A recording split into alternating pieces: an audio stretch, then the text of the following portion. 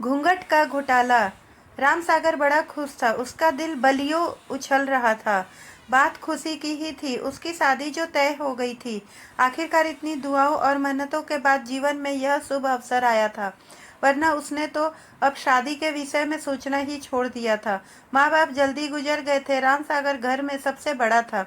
उसके बाद दो बहनों और दो भाई थे, जिनकी पूरी जिम्मेदारी उस अकेले के कंधे पर थी। थोड़ी खेतीबाड़ी थी और एक किराने की दुकान भी। 18 बरस की उम्र रही होगी जब माँ बाप साथ छोड़ गए। रामसागर ने बड़ी मेहनत की, चारों भाई बहनों को देखभाल और उनकी शादी ब्याह की जिम्मेदारी उसने माँ बाप बन कर उठाए। अब उसकी 42 बरस की उम्र हो आई थी। इस उम्र के उसके दोस्त अपने बच्चों की शादी की चिंता में मान थे और वे अभी तक छुट्टे बैल की तरह घूम रहे थे। छोटे भाई बहन की नया पार लगाते लगाते कब रामसागर के बालों का सफेदी झलकने लगी थी, उसे पता ही नहीं चला। सबका घर बसाने के चक्कर में उसका अपना घर अब तक नहीं बस पाया था। चलो देर आए दुरुस्त आए, रिश्ते की बुआ ने आखिरकार उसकी सगाई तय कर ही दी। उसका मन बुआ की दुआओं देते नहीं थक रहा था। वो लड़की पास के गांव की थी। 6 बहनों में तीसरे नंबर की। राम सागर अपनी बुआ के साथ लड़की देखने पहुंचा तो शर्म के मारे गर्दन ही नहीं उठ रही थी। लड़की चाय की ट्रे लिए सामने खड़ी थी। राम सागर नजरें नीचे किए बस उसके कोमल पैरों को निहार रहा था। गोरे गोरे पैर पतली पट्टी की सस्ती सी सैंडल में चमक रहे थे। नाखूनों पर लाल रंग की नेल पॉलिश चढ़ी थी। राम सागर तो उसके पैर को देखकर ही रिझ गया। बुआ ने कोहनी मारा, जरा नजर उठाकर निहार ले, बाद में ना कहना कि कैसी लड़की से ब्याह करवा दिया। रामसागर ने बमुश्किल नजरें उठाई। लड़की के सिर पर गुलाबी पल्ला था। आधा चेहरा ही रामसागर को नजर आया, चांद सा बिल्कुल गोरा गोरा। रामसागर ने धीरे से गर्दन हिलाकर अपनी रजामंदी जाहिर कर दी। शादी के तारीख महीने भर बाद की तय हुई थी। रामसागर घर की एक एक चीज साफ करने में जुटा था। घर में उसके सिवा कोई था ही कहाँ। जो सब सवारे बुहारे सब उसे ही करना था। बहनें ब्याह कर अपने घरों की हो गई थी। दोनों भाई रोजगार के चक्कर में दिल्ली गए तो वहीं होकर रह गए। एक एक करके अपनी पत्नियां और बच्चों को भी ले गए कि वहाँ बच्चों की अच्छी परवरिश और पढ़ाई हो सकेगी। पीछे रह गया रामसागर अकेला।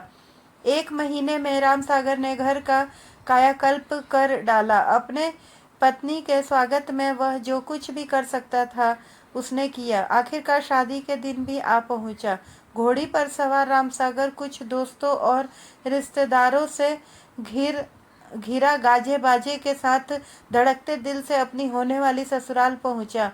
लड़की वालों ने स्वागत सत्कार में कोई कमी न छोड़ी। जयमाल फेरे सब हो गए। रामसागर बस एक नज़र अपनी पत्नी के चेहरे को देख लेना चाहता था, मगर चांद पर लंबा घूंघट पड़ा था। आगे पीछे उसकी बहनें, सहेलियां और रिश्ते की बहुएं सुबह विदाई के वक्त भी लंबा सा घूंघट विदा की बेला आ गई। रामसागर घूंघट में जोर जोर रोती अपनी दुल्हन को लेकर अपने गांव पहुंच गया। सारा दिन रीति रिवाज निभाते बीत गई। दुल्हन भीतर कमरे में औरतों के बीच दुबकी बैठी रही और वह बाहर मर्दों में। आखिरकार सुहागरात की बेला आ गई।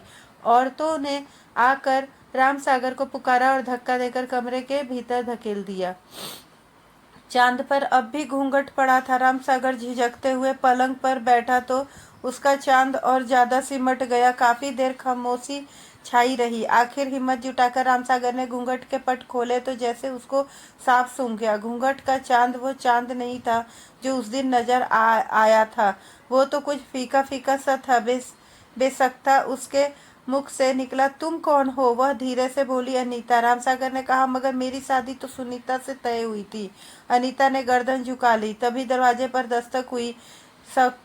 हुई। सकते में डूबे राम सागर ने उठकर दरवाजा खोला तो सामने बुआ खड़ी थी।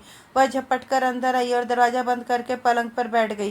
राम सागर हैरानी से उनकी ओर देख रहा था, कुछ पूछना ही चाहता था कि बुआ बोल पड़ी, राम सागर, ये अनीता है, सुनीता की बड़ी बहन। तेरी शादी सुनीता से तय हुई थी, मगर वह किसी और से प्रेम करती थी, उसके साथ भाग गई।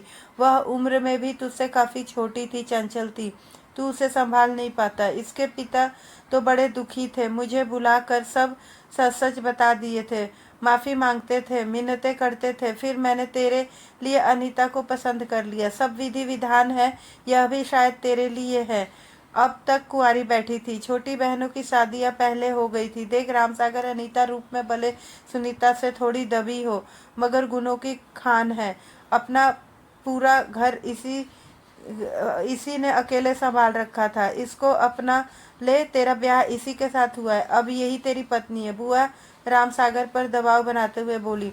रामसागर सिर पकड़े नीचे बैठ गया। बुआ और अनीता एकटक उसका चेहरा देख रही थी कि पता नहीं इस खुलासे का क्या अंजाम सामने आए। चंद सेकंड बाद रामसागर ने सिर उठाया और बोला, बुआ, घूंघट में घोटाला हो गया, मगर कोई बात नहीं, नुकसान ज्यादा न हुआ। बुआ हंस पड़ी, साथ में रामसागर भी ठठ पड़ा और चांद के चेहरे पर मुस्कुराहट तैर गई। तो दोस्तों, आपको ये कहानी कैसी लगी कमेंट करके ज़रूर बताएं। अगर कहानी अच्छी लगी हो तो शेयर करना ना भूलें। तो मिलते हैं एक नई कहानी के साथ।